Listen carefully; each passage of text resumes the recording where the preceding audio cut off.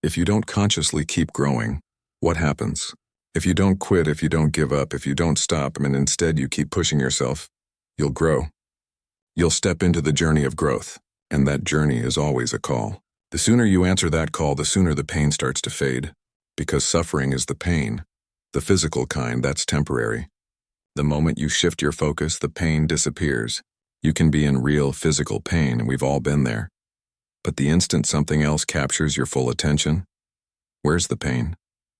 Gone. We all experience that. And just when we think we've arrived, when we think we don't need growth anymore, that's the ego talking. But when you choose the path of growth, you step into uncertainty. That's what forces you to think differently, to create new beliefs, to reach for new mentors and new friends. That's where the real journey begins. And what happens then? You slay the dragons. You come back home, not just as someone with ideas, but as a hero with experience to share. Progress is happiness. If you're making progress in any area of your life, you feel alive. You don't even have to reach the end goal. Just moving forward feels incredible. But how long does that feeling last? A moment? A week? A few months? Maybe 6 weeks at best, because soon we're called to grow again. Think about the stages of your life. In your 20s, it's a wild time. Stressful, yes, but exciting because you feel invincible. You believe you can do it all. Be president, build an empire, have endless relationships, and everyone will love it. Then your 30s come, and for most people, that's the most stressful decade. Early 40s too. Why? Because life starts demanding more clarity. Everyone's path is different, but the racetrack of life is the same. We all age, we all evolve, and we all search for meaning. People seek growth for 2 reasons: to escape pain or to amplify pleasure. Most real growth happens between 35 and 55. Somewhere in that window, people wake up and realize, I have to go for it. Growth and giving become the fuel. You conquer your dragons, gain wisdom, and share it. Then a new challenge appears and the cycle begins again. But here's the difference. You can become the one driving that growth consciously. When you take charge instead of waiting for life to happen, everything shifts. A life without growth is a life that's slowly dying. Progress equals happiness. When we cling to comfort, to certainty, to predictability, we shrink instead of expand. And when that happens, it's only a matter of time before another big problem shows up, to wake us up, because your passion lives in uncertainty. The quality of your life is in direct proportion to the amount of uncertainty you can comfortably live with. Not just survive, but live with. The more you crave certainty, the more you demand sameness, and nothing in life stays the same. Not you, not the world, not anything. Whatever story you're telling yourself about how things aren't great, rewrite it. Things are magnificent. You're living your dream whether you see it or not. The growth that comes later in life and between your 50s and 60s can be beyond imagination. You might feel like you're starting over, but you're not. You can't start over. You're starting fresh. And this time, you have a lifetime of experience behind you. Now you can do more with your mind, your wisdom, your spirit, than you could ever do by working 24 hours a day when you were younger.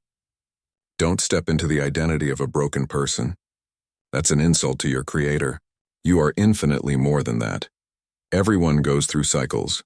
You chase something, work hard, achieve it, experience it, and then you ask, is this what I really want? Then one of 2 things happens. You either recommit and go another round, or you pivot towards something new. As time passes, your relationship with life changes. You begin to realize it's not forever, not in this form, and that brings a sense of scarcity. But that scarcity can make you savor life more deeply, to love your children more fully, to appreciate your moments more richly. I remember in my 30s, I had mentors who were 15 or 20 years older, people I admired and learned from. They'd tell me, trust me, you're just getting started. And I'd think that'll never happen to me. But when I hit 40, everything fell apart. Divorce, financial chaos, family distance, all at once. I thought it was the end, but in truth it was a beginning, because through that chaos I found something real: love, presence, connection, and that became the foundation for the next stage of my life.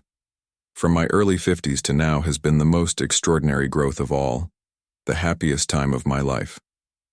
I'm living beyond anything I ever dreamed. I don't need anything anymore. I don't need recognition or applause or another victory. I love it all, but I don't need it. Everything is magnificent. When you start from that truth, that everything is already magnificent, life becomes a game. You still care deeply, but nothing owns you anymore. Because when you know who you are, no one can take that away. I've done more, created more, shared more, and helped more people in short periods of time than ever before. And I write it all down because it's easy to forget how far we've come. So take perspective. Live in the present, yes, but also step back and see where you are on the racetrack of life. Even something like a diagnosis, yes, it's terrifying, but it can also be a gift. It wakes you up to the moment, to the miracle, to what you might have missed before. It's not just about treating the illness. It's about remembering to live. If you're between 45 and 65, you're standing in your greatest power, financially, emotionally, spiritually, if you take care of yourself. It's a call. The faster you answer it, the quicker the pain fades, because there's no suffering when you're moving forward.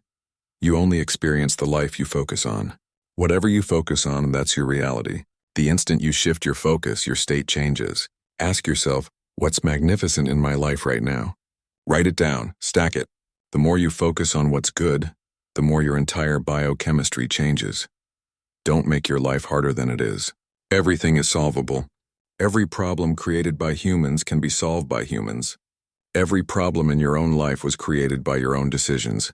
And that's good news because you can make new ones. You can't live in the past. Learn from it, then move forward and create your future. Everything changes when you take action, even in fear. Because decisions made in fear are almost always wrong. Living in fear, living in shame, that's poison. You're not broken. You're becoming. So remember who you are. Reconnect. Then go straight at it. Don't run from the dragon. Chase it, face it, and slay it. Take in the energy of who you really are. Every time you do, you remember your power a little more.